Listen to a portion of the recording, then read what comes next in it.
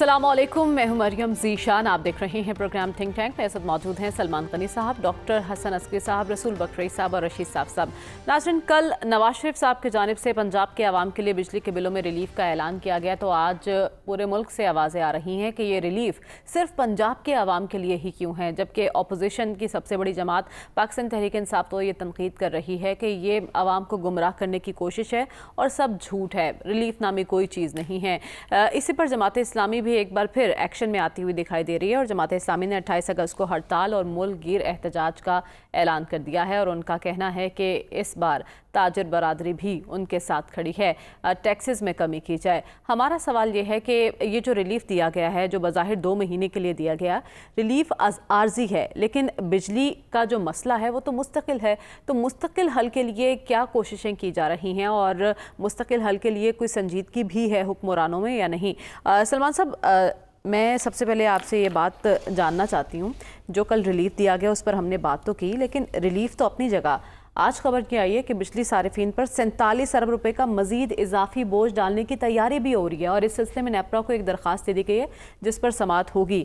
तो ये वाकई हाथी के दांत खाने के और दिखाने के और आवाम को गुमराह किया जा रहा है? देखिए मरियम, मैंने कल भी आपको ये बात कही थी कि जी ये एक भरपूर सियासी दबाव था जो हुकूमत पर आया कि जमात इस्लामी ने धरना दिया और जमात इस्लामी ने धरना जो है, उन्हें इस बात का इदराक था कि पाकिस्तान के अवाम एक कैसे गुजारा कर रहे हैं, उन पर क्या बीत रही है और ये मसला एक जमात का नहीं है, ये पाकिस्तान के अवाम का मसला है। और मुसलसल थिंक टैंक के प्लेटफार्म से हम ये कहते नज़र आ रहे थे कि ये जिस घर के अंदर बिजली का बिल जा रहा है वहाँ पे आपके लिए खैर नहीं है। और अगर आप पाकिस्तान के बहसीत मजमूई पाकिस्तान के इश्यूज़ का जायज़ा लें कि जी पाकिस्तान के अंदर मायूसी, बेचैनी, बेयकीनी और ख़ास तौर पे लोगों के अंदर गम, गुस्सा, रद्द-ए-अमल, ये सब कुछ क्यों है? तो इसकी बड़ी वजह बिजली के बिल थे। इसलिए कि बिजली का बिल हर घर के अंदर जाना था और माजी के अंदर इस तरह की कैफियत कभी तारी नहीं हुई थी। मुझे याद पड़ता है कि नवाज शरीफ के एक दौर के अंदर जब बिजली की कीमतों पर इजाफा हुआ था तो उन्होंने बिजली की कीमतें रिड्यूस की थी। लेकिन अब सलमान साहब, ये सिर्फ घरेलू सारिफीन का मसला नहीं है, सनती सारिफीन, जो कमर्शियल सारिफीन है, वो लोग जो हमारी मईशत का पहिया चलाने में अहम किरदार अदा कर रहे हैं, उनके लिए भी कोई रिलीफ नहीं है। ये एक ब्लूमबर्ग की रिपोर्ट है, 2021 से अब तक बिजली की कीमतों में 155% का इजाफा हुआ और प्राइम मिनिस्टर शहबाज शरीफ साहब ने दोबारा इलेक्ट होने के बाद कुछ लाइंस ड्रॉ की थी अपनी कैबिनेट के हवाले से। बड़े वाज़े अंदाज में मुझे कहते नजर आ रहे थे कि अब लोड पाकिस्तान के अवाम पे नहीं पड़ेगा, अब पाकिस्तान की अशराफिया पे पड़ेगा। अभी तक ये बात साबित नहीं हो रही कि ये अशराफिया किस तरह टारगेट बनी है और वो जो कफ़ायत शारी मुहिम थी वो धरी की धरी रह गई। देखिए बात ये बिजली का बिलों का इशू बहुत बड़ा इशू है और ये इनसे नहीं निकल सकते। और असल बात ये कि जिस चीज़ से सरफे नज़र बढ़ता जा रहा है, जिसकी वजह से पाकिस्तान के अवाम मसाइल ज़दा हैं, महंगाई ज़दा है, वो तो IPPs का अमल है। और 4 इनके प्लाट बंद पड़े हैं, उनको आप अरबों खरबों देते जा रहे हैं। ये कौन लोग हैं जिनके मफादात का तहफ़्फ़ुज़ हो रहा है? IPPs की बात करते हुए देखिए, इससे पहले जब हुकूमतें होती थी वो अवाम को जवाबदेह होती थी और हमने देखा कि बिजली की कीमतों में, पेट्रोलियम की कीमतों में, गैस की कीमतों में ये इजाफा 100 दफ़ा सोच के किया जाता था। और वो लोग जो पाकिस्तान को IMF की तरफ जाने पर खुदकशी की बात कर रहे थे, बदकिस्मती ये है, कौमी सियासी बदकिस्मती ये है, ये सारे मामलात आपने IMF के साथ मशरूत कर दिए। रोज़ आप ये तो कहते नजर आ रहे हैं कि IMF से जाल छुड़वा ली जाए। ये पाकिस्तान के अवाम जिस उनकी ज़िंदगी जीवन हुई है, इसका सद्देबाब वो किस तरह कर पाएंगे अभी फ़िलहाल नज़र नहीं आ रहा। अभी ये आप कह रहे पंजाब गवर्नमेंट ने कहा कि 45 अरब हमने अपने डेवलपमेंट बजट से निकाल के दिए, चूंकि आज MKM ने भी प्रेस कॉन्फ्रेंस किया है।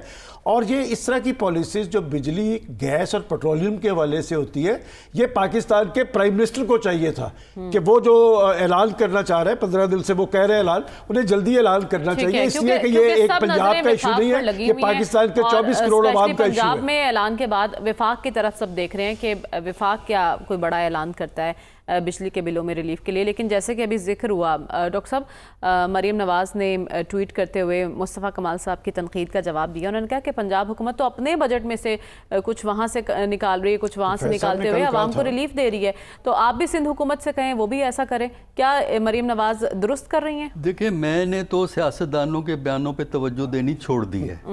اس لیے کہ وہ سچ بولنے سے پرہیز کرتے ہیں، اور اگر کوئی مدد کرتے ہیں، جس طرح سبسڈی کی یہ بات ہو رہی ہے، وہ احسان کرتے ہیں. یعنی ایک طرف تو اوور لوڈ کر دو ٹیکسز لگا کے، بڑھاتے رہو پرائسز. کیا یہ امریکہ کی حکومت پرائسز بڑھا رہی ہے؟ یہ بھی تو یہ انہی کی حکومت ہے نا، جن کی پنجاب میں حکومت ہے. اور یہ جو ہے ایک کچھ لوگوں کو ریلیف تو مل جائے گا، لیکن کیا ہو رہا ہے، بجٹ میں کہیں سے پیسہ نکال کے وہ دے رہے ہیں. مجھے تو ایسا لگتا ہے کہ پنجاب کا بجٹ ہی ان لمیٹڈ ہے. کہیں کسی کو 10 کروڑ دیا جا رہا ہے، کہیں کچھ خرچ کیا جا رہا ہے. تو بجٹ کی لمٹس ہوتی ہیں، اس لمٹس کے اندر رہنا پڑتا ہے. یہ معمولی ریلیف تو دے دے گا، لیکن مسئلہ حل نہیں کرتا. اور یہ غلط رویے ہیں حکومتوں کے کہ مسئلے حل نہیں کرنے لیکن ریلیف دینا. وجہ کہ بھئی تم لوٹ رہے ہو، لوٹو، ہم تھوڑی سی خیرات تقسیم کر کے لوگوں کے منہ بند کر دیں گے، بولنا بند کر دیں گے. یہ جو کہنا جو ہے کہ سندھ کی حکومت بھی کرے، یہ بھی کرے، بجلی فیڈرل گورنمنٹ سے ریلیٹ کرتی ہے، اور نیشن وائڈ پالیسی کی ضرورت ہے. جس طرح میں نے کل بھی کہا تھا کہ مجھے یہ بتایا جائے کہ یہ بجٹ میں، اس میں بل میں اتنے ٹیکس کہاں سے لگے ہوئے ہیں. آپ ٹیکس ختم کریں نا. ہوتا یہ ہے کہ لوگوں کو ٹیکس چارج کیے جاؤ، لیکن تھوڑی بہت وہ جو ہے نا. جماعت اسلامی بھی یہی بات کری ڈاکٹر صاحب، اور 28 اگست کو انہوں نے کہا ہم ملک گیر احتجاج کریں گے. نہیں، وہ احتجاج سے کیا بنے گا؟ احتجاج دیکھیں، احتجاج سے اس لیے نہیں بنتا کہ ہمارے ہاں لوگ بیک چینل سے اپنی زندگی بہتر کرنے کے چکر میں ہوتے ہیں، اصولوں پہ سٹرگل نہیں کرتے. تو لہٰذا جماعت اسلامی کا یہ تو ایڈوانٹیج ہے کہ اس کے پاس ہارڈ کور ورکر ہیں، وہ سمن کریں گے، آ جائیں گے. لیکن ان ورکر سے آگے بات نہیں بنتی نا، یہ پرابلم ہوتی ہے. جب تک نیشن وائڈ ایشو نہ ہو، نہ بنے، اس وقت تک یہ کچھ نہیں ہوتا. اور یہی وجہ ہے کہ حکومت اکڑی بیٹھی ہے. مثلا یہ ہے کہ آپ کیوں نہیں یہ آئی پی پی کے مسئلے پہ ہمیں بتاتے ہیں کہ آئی پی پی کن کی ہیں، کون ان کا اونر ہے، کس نے کتنا پیسہ لیا ہے اب تک حکومت سے. یہ ہمیں بتائیں نا، یہ نہیں بتائیں گے کیونکہ یہ حکومت کے دائیں بائیں لوگ بیٹھے ہوئے ہیں نا. بالکل، آئی پی پیز کا ذکر کرتے ہوئے پر جل جاتے ہیں حکومت کے. تو رسول بخش رئیس صاحب، آپ کو کیا لگتا ہے کہ وقتی طور پر یہ جو عارضی ریلیف دیا گیا ہے 2 مہینے کے لیے پنجاب کے صارفین کو، کیا اس سے نون لیگ عوام کے سامنے سرخرو ہو پائے گی؟ کبھی نہیں. میرا خیال یہ ہے کہ اس طریقے سے پیسہ آگ میں نہیں پھینکنا چاہیے.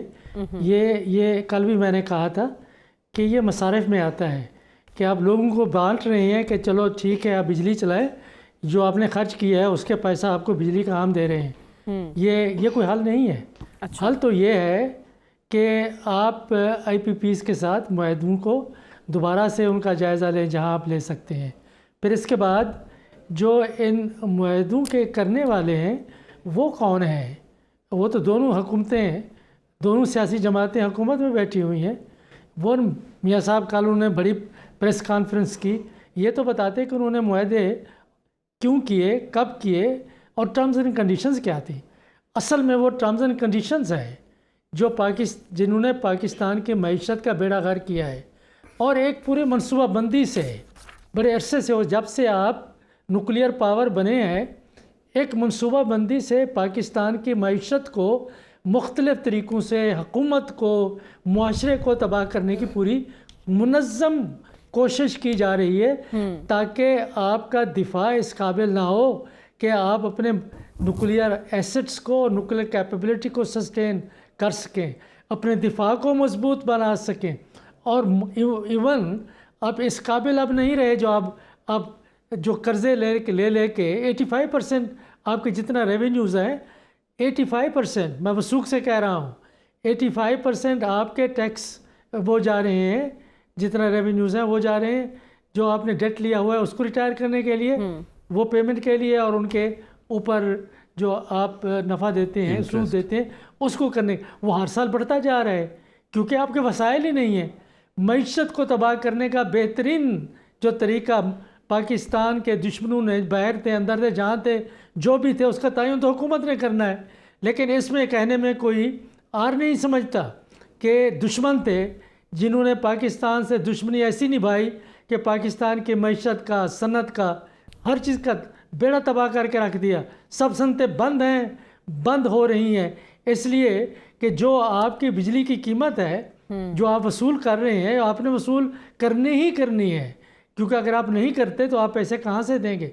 IMF آپ کو یہی کہہ رہا ہے کہ آپ پیسے چھاپیں گے، پیسے مطلب یہی ہے کہ آپ اسٹیٹ بینک سے ادھار لے رہے ہیں، تو وہ اس طریقے سے آپ مسئلے کا حل نہیں کر سکتے۔ اور ٹھیک ہے، آپ کو یہ مسئلے کا حل دکھائی نہیں دے رہا، تو پھر مستقل حل کیا ہے؟ بات مکمل کروں، جی جی ایک منٹ صرف ایک مجھ دے دیں کہ پارلیمان ان کے ہاتھ میں ہے، وہ کچھ نہیں کر سکتی۔ سپریم کورٹ کے پاس جائیں، آپ کی سنوائی شاید نہ ہو۔ میں صرف یہ کہتا ہوں کہ اس وقت جس قسم کا ہائیبریڈ نظام ہے، اس میں سے اسٹیبلشمنٹ کوئی ایسا ادارہ بنائے جو تحقیقات کرے کہ یہ معاہدے کس نے کیے تھے اور اس کے پیچھے کیا ہے۔ یہ کراکے کا میں نے آپ کو بتایا تھا کہ کس طرح سے تحقیقات ہوئی اور ثابت ہو گیا کہ لوگوں کو پیسے ملے تھے اور اس میں کرپشن انوالو تھی۔ اگر اس میں کرپشن انوالو ہے، ان کو آپ بند کرتے ہیں تو پھر یہ انٹرنیشنل ڈسپیوٹ ریزولوشن میں جا ہی نہیں سکتے۔ ٹھیک ہے صافی صاحب، مستقل حل سب کہہ رہے ہیں یہ نہیں ہے، یہ ایک عارضی ریلیف ہے، تو کیا آپ کو لگتا ہے یہ حکومت مہنگی بجلی کا مستقل حل دے سکے گی؟ نہیں، بالکل یہ حکومت کی بس کی بات نہیں رہی، اور ڈاکٹر رسول بخش صاحب جو تجویز دے رہے ہیں کہ ایک نیا ادارہ قائم کیا جائے، ادارے تو بہت سے ہیں، پہلے سے موجود ہے۔ SIFC اسی مقصد کے لیے بنا ہوا ہے، اسمگلنگ بھی وہ دیکھ رہی ہے، آپ کے جو کرپشن ہے، منی لانڈرنگ ہے، بہت ساری چیزیں، وہ ان کی دیکھ بھال جو ہے SIFC کے ذمہ لگی ہے۔ تو میرے خیال میں نئے اداروں کی تو گنجائش نہیں ہے۔ ہاں اگر کوئی ڈاکٹر صاحب کے پاس کوئی اچھی تجویز ہے تو اس پہ تو غور کیا جا سکتا ہے، لیکن یہ مسئلہ آج کا نہیں ہے۔ اس مسئلے کا آغاز ہی سے ہمیں احتساب کرنا ہوگا، ہمیں حفیظ شیخ صاحب کو پکڑنا ہوگا، ہمیں اسحاق ڈار صاحب سے پوچھنا ہوگا، ہمیں اسد عمر صاحب کے پاس جانا ہوگا، ہمیں شوکت ترین سے پوچھنا ہوگا، ہمیں اسد عمر سے پوچھنا ہوگا، ہمیں مفتاح اسماعیل سے پوچھنا ہوگا، ہمیں حماد اظہر سے پوچھنا ہوگا، بہت سارے لوگ اس پہ، شاید میں عمر ایوب سے صاحب سے ہم نے پوچھنا ہوگا، اس نے مسلم لیگ نون کے دور میں بھی معاہدے کیے تھے، اور پھر جب وہ PTI میں تو تب بھی انہوں نے نئے معاہدوں اور ایکسٹینڈ بھی ان کے دور میں ہوئے ہیں، ایکسٹینڈ بھی ان کے دور میں ہوئے ہیں، ایکسٹینڈ بھی ان کے دور میں ہوئے۔ تو یہ تمام جتنے نام میں نے گوائے ہیں، تو یہ پاکستان کے تمام مین سٹریم سیاسی جماعتوں سے ان کا تعلق ہے، اور اسٹیبلشمنٹ سے بھی ایسے لوگ اس میں نے نام بتائے ہیں کہ وہ اسٹیبلشمنٹ اور مقتدرہ کے خاص آدمی ہے۔ تو اس حمام میں جو ہے سب ایک جیسے برابر ہے، ان سب کا ہمیں پتہ ہے۔ اب ہمیں یہ سوال بھی نہیں اٹھانا چاہیے کہ یہ IPPs کس کے ہے، وہ بھی بچے کو اس کا پتہ چل گیا ہے۔ وہ جو انڈیویجولز کا ہے وہ تو اپنی جگہ پہ ہے، جو 52-53 جو حکومت کے اپنے IPPs ہے، اس سے ہماری جان نواز شریف صاحب نہیں چھوڑوا رہے۔ میں نے کل بھی کہا تھا کہ نواز شریف صاحب سے کل جس نے بھی یہ پریس کانفرنس کروائی ہو، وہ چاہے سلمان غنی صاحب ہو یا عرفان صدیقی صاحب ہو یا کوئی اور ہو، انہوں نے ان کے ساتھ برا کیا ہے۔ یہ ان کی شخصیت کو جی یا کوئی اور ہو، جو بھی ہو، یا کوئی صافی ہو، جس نے بھی کروایا ہو، انہوں نے ان کی قطعات میں بہت کمی لائی ہے۔ اور یہ سبسڈیز آپ جو دینے کے اعلانات کر رہے ہیں ایک صوبائی سطح پہ، IMF نے تو آپ کو منع کیا ہوا ہے۔ اب یہ خدا کر کے تو آپ نے IMF کے ساتھ اپنا جو ہے اپنی لائن سیدھی کر دی ہے، اور آپ کا دعویٰ ہے کہ IMF آپ کو ایک نیا ریلیف پروگرام دینے جا رہا ہے۔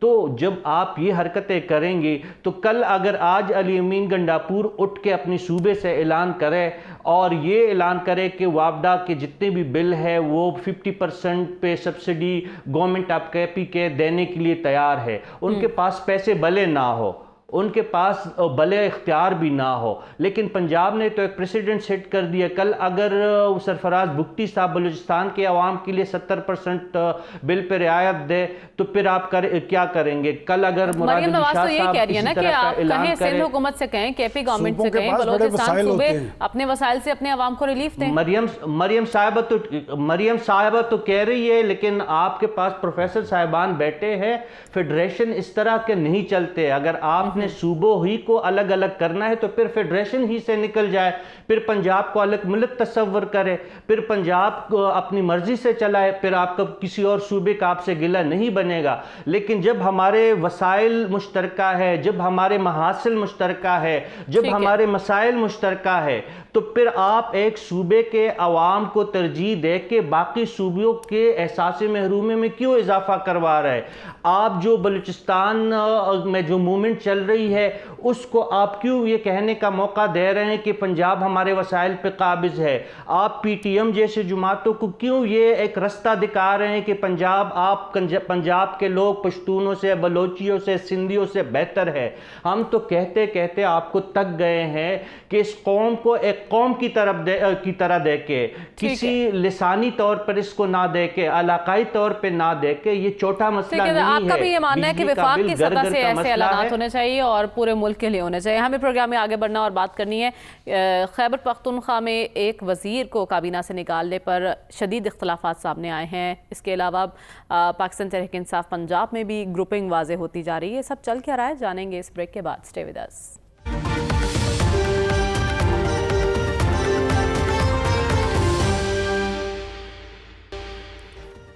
ویلکم بیک ناظرین۔ خیبر پختونخوا کابینہ سے صوبائی وزیر شکیل خان کو نکالنے پر اختلافات کھل کر سامنے آ چکے ہیں۔ یہ معاملہ ہے کیا، یہ جاننے کی کوشش کریں گے، جبکہ پنجاب میں بھی ہمیں کچھ ایسے ہی گروپس نظر آ رہے ہیں جہاں حماد اظہر نے استعفیٰ دیا۔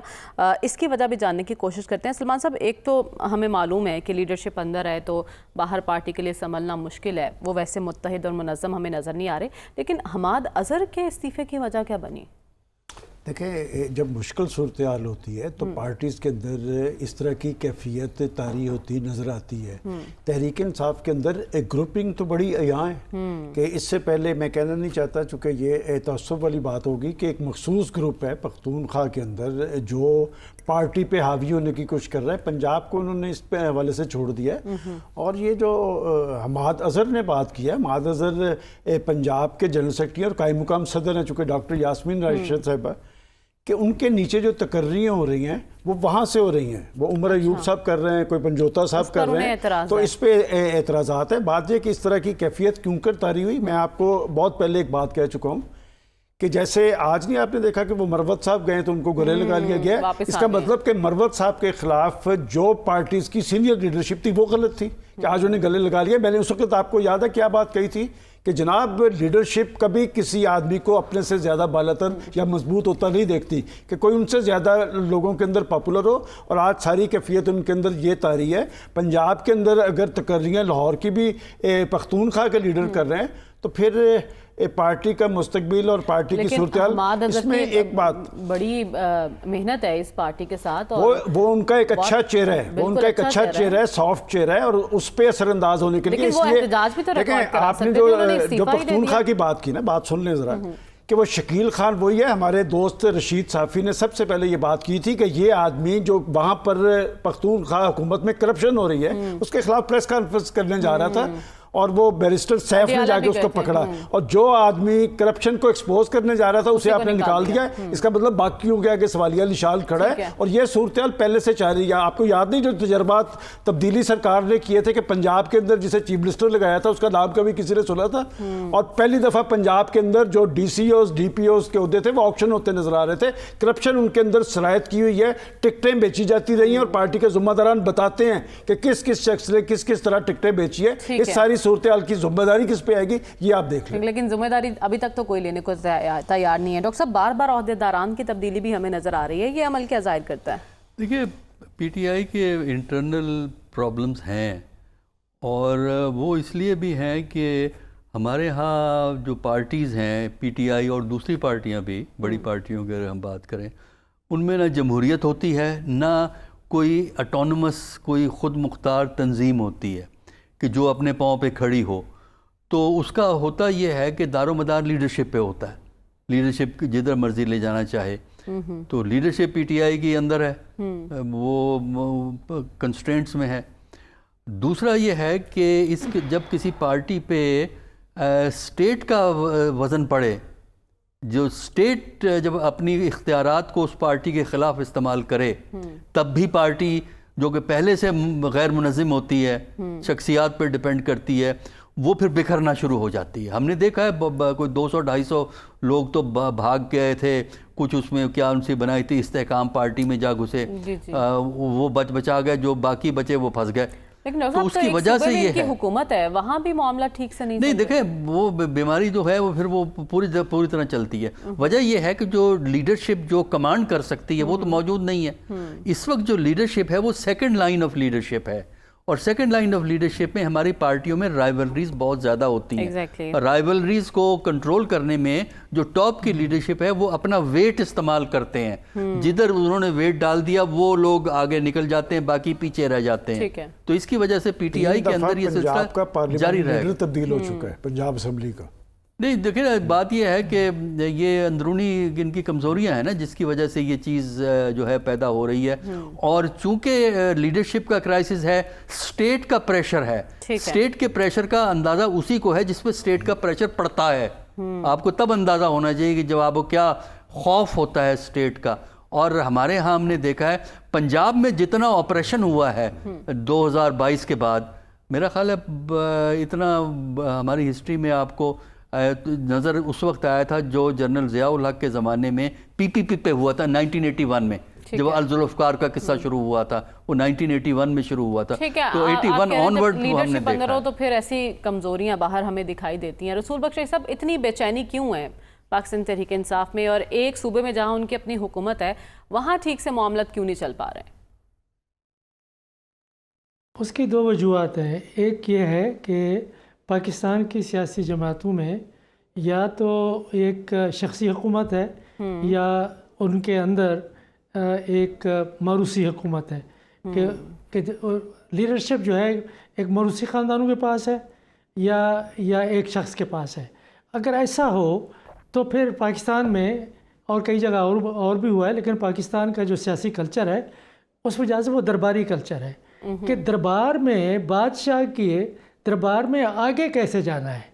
اور یہ ساری جو اس وقت جد و جہد ہے تحریک انصاف میں، وہ جو بادشاہ ہے قیدی نمبر 804 اس کے قریب کیسے ہونا ہے کہ اس کے قریب ہوں گے تو آپ کو پھر اس کے بعد کچھ مل سکے گا ورنہ نہیں مل سکے گا.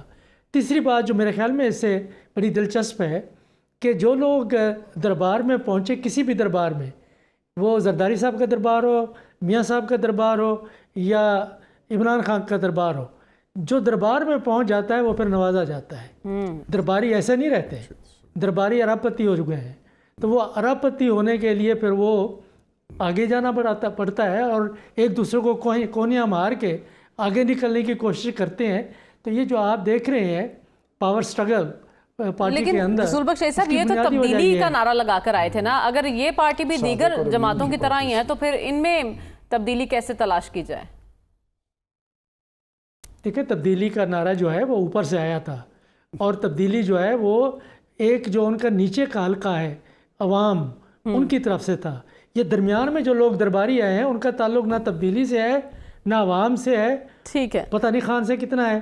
تو یہ اس وقت تک رہے گا جب تک کہ عمران خان واپس نہیں آتے. اگر واپس آ بھی گئے تب تک معاملات ایسے ہی چلتے رہیں گے جب تک خان صاحب باہر نہیں آ جاتے. لیکن صافی صاحب سے جاننے کی کوشش کر لیتے ہیں کیونکہ وہ بارہا ہمارے پروگرام میں پوائنٹ آؤٹ کرتے رہے ہیں کہ خیبر پختونخوا میں کیا ہو رہا ہے. تو اب ایگزیکٹلی ہم آپ سے جاننا چاہتے ہیں صافی صاحب آخر یہ چل کیا رہا ہے وہاں پہ؟ یہ شکیل خان کو آپ نے کیوں نکلوا دیا ہے؟ دیکھیں وہاں پہ جی یہ پیسوں کی لڑائی ہے، یہ مفادات کی لڑائی ہے، یہ اختیارات کی لڑائی ہے، یہ اناؤ کی لڑائی ہے.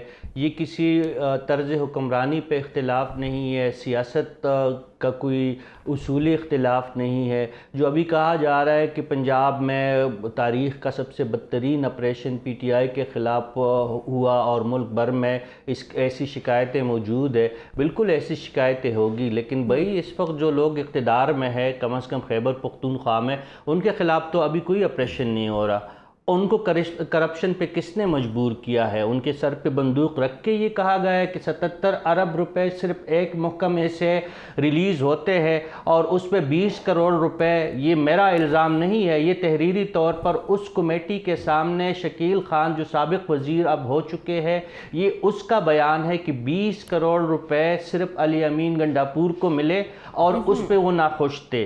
10 کروڑ کسی نادیدہ قوتوں کے نام پہ وزیر اعلیٰ صاحب نے وصول کیے، 5 کروڑ روپے کی آفر اسی وزیر صاحب کو ہوئی، 2 کروڑ کی جو ہے متعلقہ سیکٹریز نے پیسے رکھ دیے۔ یہ بندر بانٹ صرف ایک محکمے کی ہے۔ مریم، آپ اندازہ لگائے کہ 3 مہینوں میں اگر ایک ہی محکمے میں آپ کے 35 سے 34 کروڑ روپے صرف 7 ارب کے فنڈ جو ریلیز ہوتا ہے، جو عوام کی خدمت کے لیے ریلیز ہوتا ہے، اس پہ اگر یہ کہانی ہے تو باقی کیا ہوگا؟ فاٹا کے لیے جو فنڈ ہے اس میں کیا ہوگا؟ جو ایکس فاٹا ہے، جو باقی وہاں پہ جو مسئلے مسائل ہے اس کے حوالے سے جو فنڈنگ ہو رہی ہے وہ کہاں ہوگی؟ اور دوسری بات یہ ہے کہ یہ صرف پیسوں کی جنگ نہیں ہے، یہ اختیارات اور اقتدار کی بھی لڑائی ہے۔ علی امین صاحب کا اپنا ایک گروپ ہے، اس کے مقابلے میں عاطف خان اور شاہرام خان کا ایک دوسرا گروپ ہے، یہ شکیل خان صاحب اسی گروپ سے ان کا تعلق قرار دیا جا رہا ہے۔ اسد قیصر صاحب کو اپنا غصہ ہے علی امین سے، اور علی امین صاحب ہر وقت جو ہے وہ آگ بگولا رہتے ہیں۔ حماد اظہر صاحب جو انتہائی نفیس انسان ہے، اپنی والد کی طرح وہ سیاست میں، چاہے وہ اس کا تعلق پی ٹی آئی سے ہو یا کسی اور جماعت سے ہو، اس سے مجھے کوئی لینا دینا نہیں، لیکن وہ انتہائی نفیس اور بات سمجھنے اور بات سمجھانے والی شخصیت ہے۔ وہ اس کے ساتھ ان کی یہی اطلاعات ہے کہ علی امین گنڈاپور کی اس کے ساتھ گالم گلوچ تک بات پہنچی۔ واٹس ایپ گروپ جو صوبائی کابینہ کا بنا ہوا ہے، رات بھر اس پہ ایک دوسرے کو غلیظ گالیاں دی گئی، شکیل خان اور اس قسم کے باقی جو لوگ ہیں۔ تو یہ پارٹی میں شدید انتشار ہے وہاں پہ۔ علی امین صاحب سے معاملات سیٹل نہیں ہو رہے، ان کے کنٹرول میں یہ چیزیں نہیں ہیں۔ خان صاحب جیل میں ہے، ان کے پاس اگر مروت صاحب جاتے ہیں ان کی بات پہ وہ یقین کر لیتے ہیں، علی امین صاحب اگر دوڑے پہنچتے پھر ان کی بات کو درست قرار دیتے ہیں، اسد قیصر اپنی کہانی لے کے بیٹھ جاتے ہیں، عمر ایوب صاحب لیکن صاحب جہاں تک بات گروپنگ کی تھی تو وہ تو سمجھ میں آتی ہے کہ لیڈرشپ کی خوشنودی حاصل کرنے کے لیے آپ یہ سب تگودو کر رہے ہیں، لیکن بدعنوانی، اور وہ بھی کپتان کی ٹیم بدعنوانی کرے گی اور صاف چلی، شفاف چلی، تحریک انصاف چلی، اگر یہ پارٹی بھی دوسروں کی طرح ہی ان کا وتیرہ ہوگا تو پھر آپ کیسے دوسروں کو چور اور ڈاکو کہہ سکتے ہیں؟ ہمیں پروگرام میں آگے بڑھنا اور بات کرنی ہے ایک اہم معاملے کی، اس بریک کے بعد اسٹے ود اس۔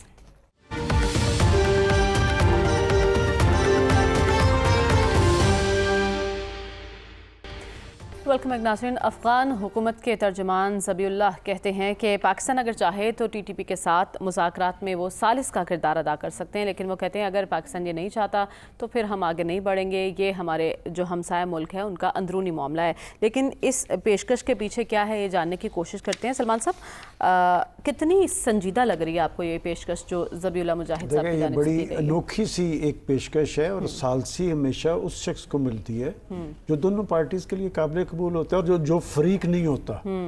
تو کیا افغان طالبان اور پاکستانی طالبان کے درمیان رشتے نہیں ہیں اور وہ بڑے وثوق سے کہہ رہے ہیں کہ ہم کرا سکتے ہیں؟ دیکھیں، یہ وہ طالبان ہیں جن کے لیے پاکستان نے بہت بڑی قربانی دی۔ 30-40 سال سے 40 لاکھ افغان ہم نے پاکستان کے اندر مہمان رکھے، پھر ہم نے امریکہ سے لڑائی مول لی کہ اس مسئلے کا سیاسی حل نکالا جائے، پھر دوحہ میں مذاکرات کیے، پھر مری میں مذاکرات کیے، کس لیے؟ کہ جی افغانستان کے اندر امن ہوگا تو پاکستان میں استحکام آئے گا۔ ہم نے وہاں پر لا کے ان کو مسلط کیا، ابھی تک وہ الیکٹڈ گورنمنٹ نہیں ہے، اسے قبول کسی نے نہیں کیا، اور وہ پاکستان کو یہ باور کروانے کی کوشش کر رہے ہیں کہ آپ کی اور ان کی لڑائی ہے، ایسی بات نہیں ہے، یہ افغان سرزمین کا استعمال ہو رہا ہے۔ کون کر رہا ہے؟ وہ لوگ کر رہے ہیں جو سی پیک پہ سر انداز ہونا چاہتے ہیں، وہ لوگ کر رہے ہیں جو پاکستان کی معاشی صورتحال کے حوالے سے پریشان ہے کہ پاکستان ٹیک آف نہ کر لے۔ اس کے پیچھے ایک خاص مائنڈ سیٹ ہے، اور یہ تجویز کسی طرح بھی قابل عمل نہیں ہے، یہ الٹا چور کوتوال کو ڈانٹے کے مترادف ہے۔ اور المیہ یہ ہے کہ وہ ابھی تک ماننے کو تیار نہیں کہ ان کی سرزمین ہمارے خلاف استعمال ہو رہی ہے، کیونکہ ذبیح اللہ مجاہد صاحب نے یہ بھی کہا ہے کہ اگر پاکستان کے پاس معلومات ہیں تو شیئر کرے، اور ہم بارہا انہیں بتا چکے ہیں کہ وہاں سے یہ معاملات ہو رہے ہیں۔ پھر ایسی پیشکش اور بات کو نہ ماننا کہ وہ سرزمین استعمال نہیں ہو رہی، اس کو آپ کیا کہیں گے ڈاکٹر صاحب؟ دیکھیے گیم بڑی سمپل ہے کہ افغان حکومت جو افغان تحریک ہے طالبان، افغان طالبان کی، وہ اور ٹی ٹی پی نظریاتی طور پر ایک ہیں اور ایک دوسرے کو سپورٹ کرتے ہیں۔ وہ علیحدہ بات ہے کہ افغان حکومت نہیں مانتی تو ٹی ٹی پی سے ڈائیلاگ کا تو چیپٹر فی الحال کوئی ہمیں امکان نظر نہیں آتا، نہ ہی کوئی ضرورت ہے اس کی۔ پاکستان کو جو چیز کرنی چاہیے، جو ہماری سمجھ سے بالا تر ہے، کہ وہ جو آپ کا بارڈر سیکیورٹی کیوں اسٹرینتھن نہیں آپ کرتے ہیں؟ ٹھیک ہے، اس لیے کہ آپ نے فینس لگایا، ہمیں یہ بتایا گیا فینس لگا، یہ ہوا، وہ ہمیں نہیں پتا وہ فینس کی حیثیت کیا ہے۔ اگر فینس ہے لگا ہوا تو وہ کراس کہاں سے کرتے ہیں؟ جو پوائنٹس ان کے کراس کرنے کے ہیں وہ، پھر دوسرا ہمیں یہ بھی پتا ہے کہ انٹرنل سپورٹ ہے ان کو، گروپس ہیں، آرگنائزیشن ہیں جو انٹرنل سپورٹ ہے، اچھا اس کو وہ ڈیل کریں، اور یہ دیکھیں کہ پاکستان میں سمپتھی کیوں ہے ان کے لیے۔ ان ایشوز کو جب تک آپ آنیسٹلی فیئرلی سمجھنے کی کوشش نہیں کریں گے اور آپ سچ کو اوائڈ کریں گے۔ ٹھیک ہے، رسول بخش رئی صاحب، آپ کی نظر میں یہ جو پیشکش کی گئی ہے اس کی بنیاد ہے کیا؟